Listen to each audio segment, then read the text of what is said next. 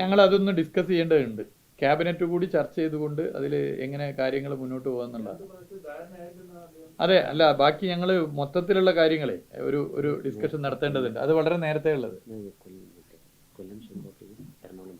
എറണാകുളം ബൈപ്പാസും കൊല്ലം ചെങ്കോട്ടയാണ് പറഞ്ഞത്. മൊത്തത്തിലുള്ളത് ഞങ്ങളും കൂടി ഒന്ന് ഡിസ്കസ് ചെയ്തിട്ട് പോകാം ക്യാബിനറ്റ്. അതെ അതെ അതെ നേരത്തെ നേരെ ബാക്കിയുള്ളത് നമുക്ക് ഇല്ല ഇല്ല ഇല്ല.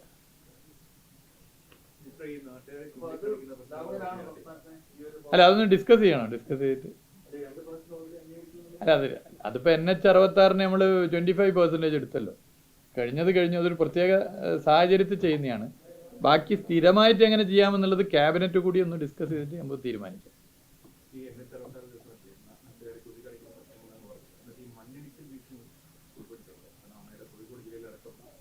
ആ പ്രശ്നം ഉൾപ്പെടെ പ്രവൃത്തിയിൽ അത്തരം കാര്യങ്ങൾ ഉൾപ്പെടെ പരിശോധിച്ചിട്ട് തന്നെയാണ് പോകുന്നത്. എല്ലായിടത്തും ജില്ലാ കലക്ടർമാർ.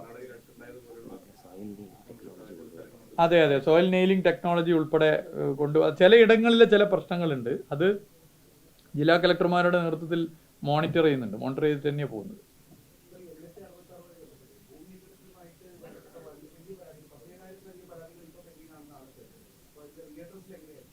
അല്ല NH-66 അല്ല ചില വിഷയങ്ങൾ ഇനി നമുക്ക് ഡിസ്കസ് ചെയ്ത് തീർക്കാവുന്നതാണ്. അതൊക്കെ വേഗത്തിൽ ചെയ്യാം.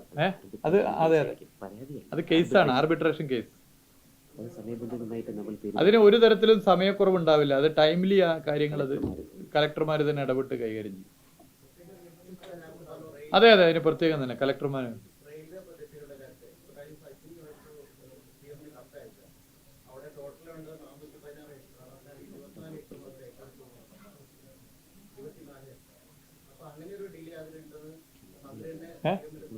അതെ അതെ അത് അല്ല റെയിൽവേന്റെ പൊതുവായിട്ട് പറയാം. ഞാനിപ്പോൾ ഈ ഒരു പ്രത്യേക കാര്യം പറയാം. നിങ്ങൾ തന്നെ പരിശോധിച്ചു, നെഞ്ചത്ത് കൈവച്ച ഒരു പരിശോധനയിൽ നടത്തണം. നമ്മുടെ സംസ്ഥാനത്തോട് കടുത്ത അവഗണനയാണ്.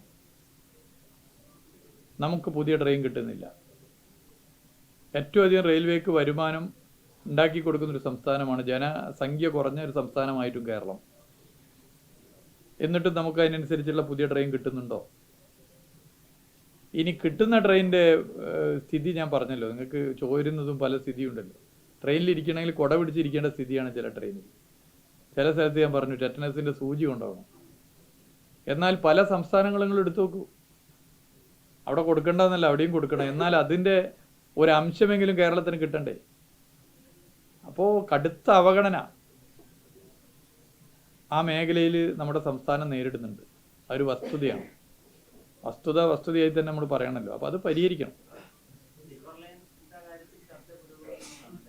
അല്ല അത് സ്റ്റേറ്റ് ഗവൺമെൻറ്റിൻ്റെ നിലപാട് നേരത്തെ പറഞ്ഞാണ്. മറ്റു കാര്യങ്ങൾ ചർച്ച ചെയ്യണം. എന്തായാലും ഒരു കാര്യം ഇപ്പോൾ എല്ലാവരും അംഗീകരിക്കുന്നുണ്ട്, കേരളത്തിൻ്റെ ഈ ജനസാന്ദ്രതയും വാഹനപ്പെരുപ്പവും ഒരു വലിയ പ്രശ്നമാണ് എന്ന് അംഗീകരിക്കുന്നുണ്ട്. പ്രത്യേകിച്ച് ഈ വന്ദേ ഭാരത് വന്നതോടുകൂടി ആളുകൾക്ക് സിൽവർ ലൈനിനോടും സ്പീഡ് ട്രെയിനോടും ഉള്ള താല്പര്യം വർദ്ധിച്ചിട്ടുണ്ട്.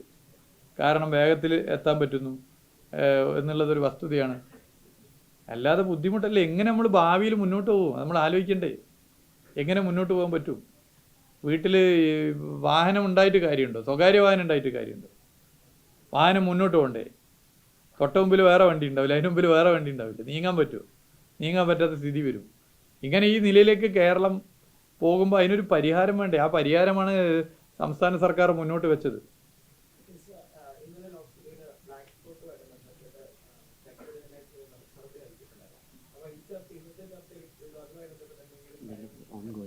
അതെ അത് ഇല്ല. അതിന് ഇപ്പം ഓൺഗോയിങ് വർക്കിന്റെ കാര്യം നടന്നു. ഇത് പ്രത്യേകിച്ച് കാര്യം ഡിസ്കഷനിൽ വന്നിട്ടില്ല.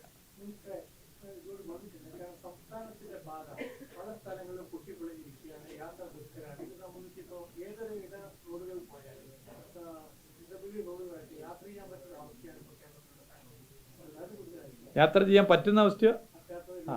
നിങ്ങൾ പറഞ്ഞേ പറ്റുന്ന നേരത്തെ നിങ്ങൾ യാഥാർത്ഥ്യം പറഞ്ഞാണ്. അങ്ങനെ അഭിപ്രായമില്ല. പൊതുവെ കേരളത്തിലെ റോഡുകളൊക്കെ നല്ല റോഡുകളാണ്. എന്നാൽ ഒറ്റപ്പെട്ട ഏതെങ്കിലും സംഭവം ഉണ്ടെങ്കിൽ പരിശോധിക്കാം, അത് പരിശോധിച്ച് പോകാം. കേരളത്തിലെ പൊതുവെ റോഡുകൾ നല്ല റോഡുകളാണ്. നല്ല റോഡുകളെക്കുറിച്ച് പറയാൻ പൊതുവെ ആളുകൾക്ക് മടിയാണ്. എവിടെയെങ്കിലും കുഴപ്പമുള്ള വിഷയങ്ങളാണെങ്കിലും പറയും. എങ്ങനെയാണ് കുഴപ്പം വരുന്നത് നമ്മൾ പരിശോധിക്കേണ്ടത്. സർക്കാരിന് പരിഹരിക്കാൻ പറ്റുന്ന പ്രശ്നങ്ങളുണ്ട്, സർക്കാരിൻ്റെ കയ്യിൽ നിൽക്കാത്ത പ്രശ്നങ്ങളുണ്ട്. സർക്കാരിന് പരിഹരിക്കാൻ പറ്റുന്ന പ്രശ്നം എന്താ? റോഡ് നിർമ്മാണത്തിൽ തെറ്റായ പ്രവണത പാടില്ല. റോഡ് നിർമ്മാണത്തിൽ തെറ്റായ പ്രവണത കാരണമാണ് പല സംസ്ഥാനങ്ങളിലെയും റോഡുകളിൽ കുഴപ്പങ്ങൾ ഉണ്ടായിട്ടുള്ളത്.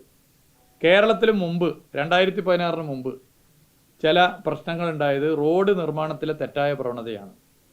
നമ്മൾ ചെലവഴിക്കാൻ കൊടുക്കുന്ന തുക മുഴുവൻ ചെലവഴിക്കപ്പെടുന്നില്ല, സുതാര്യത ഉണ്ടാകുന്നില്ല. ഇങ്ങനെയുള്ള പ്രശ്നങ്ങൾ ഒരു സംസ്ഥാന സർക്കാരിന് പരിഹരിക്കാൻ പറ്റും. അതിനെന്തൊക്കെയാണ് സംസ്ഥാന സർക്കാർ ചെയ്തത്? ഒന്ന്, സുതാര്യത ഉറപ്പുവരുത്താൻ നീലയും പച്ചയും ബോർഡ് നിങ്ങൾ കണ്ടിട്ടുണ്ടാവും കേരളത്തിൽ വന്നവർ. പുതിയ റോഡ് ഉണ്ടാക്കി കഴിഞ്ഞാൽ ഇത്ര കാലം ആ റോഡിൻ്റെ പരിപാലന കാലാവധി ഉണ്ട് എന്ന് ജനങ്ങളെ ഓർമ്മപ്പെടുത്തി അതിൻ്റെ എല്ലാ കാര്യങ്ങളും വെച്ച് പച്ച ബോർഡ് വെച്ചിട്ടുണ്ട്. എവിടെയെങ്കിലും കുഴപ്പമുണ്ടെങ്കിൽ നാട്ടിലെ ജനങ്ങൾക്ക് വിളിച്ചു പറയാൻ പറ്റും. അങ്ങനെ ഒരു ബോർഡ് വെച്ചോടുകൂടി റോഡ് നിർമ്മിക്കുന്നവർ വളരെ ശ്രദ്ധിച്ചിട്ടാണ് നിർമ്മിക്കുന്നത്. എന്തെങ്കിലും തെറ്റായ രീതി ഉണ്ടെങ്കിൽ നാട്ടുകാരെ തന്നെ ചോദ്യം ചെയ്യുന്ന സ്ഥിതി വരും. പിന്നെ ഒരു പരിപാലന കാലാവധി കഴിഞ്ഞ പുതിയ റോഡ് ഒരു കൊല്ലത്തേക്ക് മുൻകൂട്ടി കോൺട്രാക്ട് നൽകുന്ന ഇന്ത്യയിലെ ആദ്യത്തെ സംവിധാനം, റണ്ണിങ് കോൺട്രാക്ട് സംവിധാനം, നീല ബോർഡ് വെച്ച് അതും വന്നു. അവിടെയും ജനങ്ങൾക്ക് അറിയാം ഏതൊരു കൊല്ലത്തേക്കാണ് കരാർ, ഇന്ന കരാറുകാരനാണ്, പേരുണ്ട്, ഫോൺ നമ്പറുണ്ട്, ചുമതലയുള്ള ഉദ്യോഗസ്ഥൻ്റെ ഫോൺ നമ്പറുണ്ട്. സുതാര്യത ഉറപ്പുവരുത്തുന്നു. പിന്നെ കരാറുകാരിലും ഉദ്യോഗസ്ഥരിലും ഭൂരിപക്ഷവും നല്ല നിലയിൽ ജോലി ചെയ്യുന്നവരാണ്. എന്നാൽ ഒരു ചെറു ന്യൂനപക്ഷം എല്ലാ മേഖലയിലുള്ളതുപോലെ തന്നെ ഈ മേഖലയിലും തെറ്റായ പ്രവണതകളുടെ പിടിയിൽപ്പെടുന്നവരാണ്. അവരോട് സർക്കാരിൻ്റെ സമീപനം എന്താണ്? അവരോട് സർക്കാർ എന്തെങ്കിലും നിലയിൽ സന്ധി ചെയ്യുന്നുണ്ടോ? അതാണ് നിങ്ങൾ പരിശോധിക്കേണ്ടത്. അവരോട് സന്ധി ചെയ്യുന്നുണ്ടെങ്കിൽ അവരുടെ എണ്ണം കൂടും. അവരോട് സന്ധി ചെയ്യുന്ന ഒരു സർക്കാരാണെങ്കിൽ തെറ്റായ പ്രവണതയുടെ ഭാഗമായി നിൽക്കുന്ന മനുഷ്യന്മാരുടെ എണ്ണം കൂടുകയല്ല കുറയുന്നത്. എന്തുകൊണ്ടാണ്? അത്രക്ക് നടപടി എടുത്തിട്ടുണ്ട്. ടെർമിനേറ്റ് ചെയ്തവരുടെ എണ്ണം കൂട്ടമായി ടെർമിനേറ്റ് ചെയ്തിട്ടുണ്ട്, നടപടി എടുത്തിട്ടുണ്ട്, ജീവനക്കാരെ നടപടി എടുത്തിട്ടുണ്ട്. അതിൻ്റെ എണ്ണം നിങ്ങൾ പരിശോധിച്ച് നോക്കൂ. ഈ 2016 LDF സർക്കാർ വന്നതിന് ശേഷം ഇതുവരെയുള്ള എണ്ണം പരിശോധിച്ചാൽ തെറ്റായ പ്രവണതക്ക് ഒരു സാധ്യതയുമില്ല. ഒരു തരത്തിലും സർക്കാർ അതിനോട് സന്ധി ചെയ്യില്ല എന്നുള്ള നിലപാടാണ് ഈ രണ്ട് ഗവൺമെൻറ്റുകൾ എടുത്തു വന്നിട്ടുള്ളത്. അതിൻ്റെ ഭാഗമായിട്ട് സർക്കാരിന് ചെയ്യാൻ പറ്റുന്ന ആ കാര്യങ്ങൾ ചെയ്യുന്നു.